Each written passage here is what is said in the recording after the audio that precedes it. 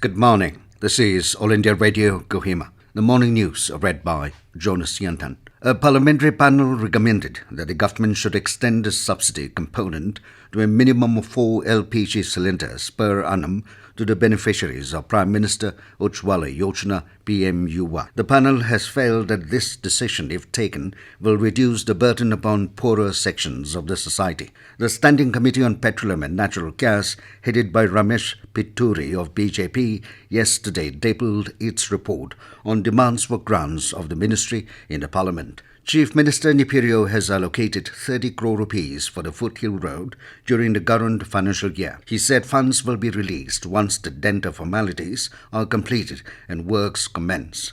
Rio noted that this project is evoking wide public support. The Chief Minister said he will continue to vigorously pursue with the Government of India to take up further development of the road. He informed that the preparation of DPR for the East-West Highway running from Shaupa, Zonopudo, Shamado, Noklak, Pangsha and for the Trans-Eastern Highway from Mon, Longwa, Pangsha, Gifure, Avanku has already been initiated by the state government along with NHIDCL. The Konyak Union KU has set 3 prerequisite demands to the Nagaland government before declaring the forthcoming urban local bodies ULP elections in the state. In a press release, the KU stated that if the state government is to go ahead with 33% women reservation, then the uncounted vote box from 2017 ULP polls with 33% women reservation should be counted, and no citizen must be crucified for being law-abiding.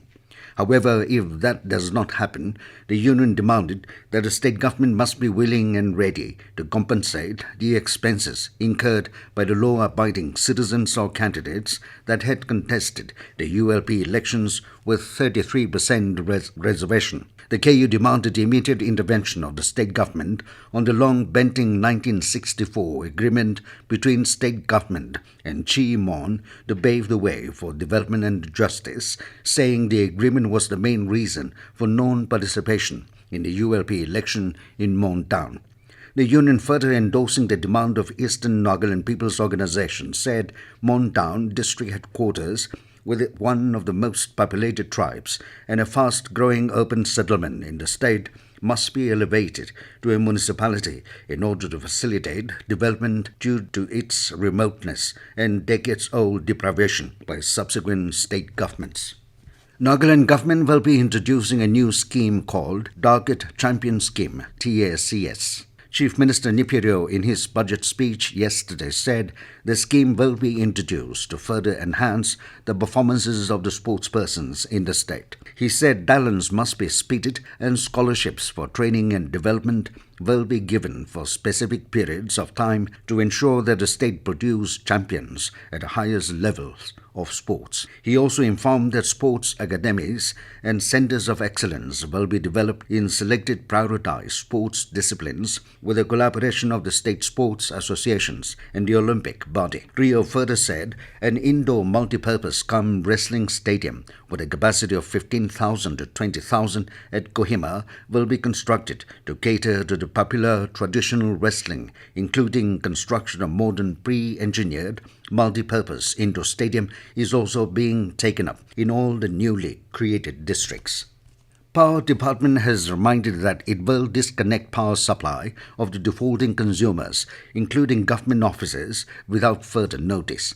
In a press release, Dimapur Electrical Division Executive Engineer stated that notices have been issued on many occasions on disconnection of power supply for all kinds of defaulting consumers, non-payment, tampering of meters, hooking, irrespective of the category of consumers.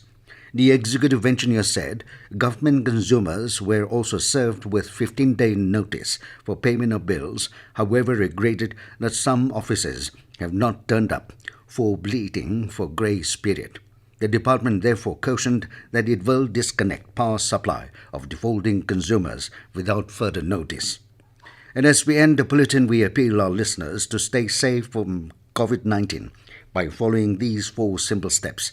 Get fully vaccinated, wear a face mask, maintain 6 feet for social distancing, focus on hand and face hygiene. Have a good day.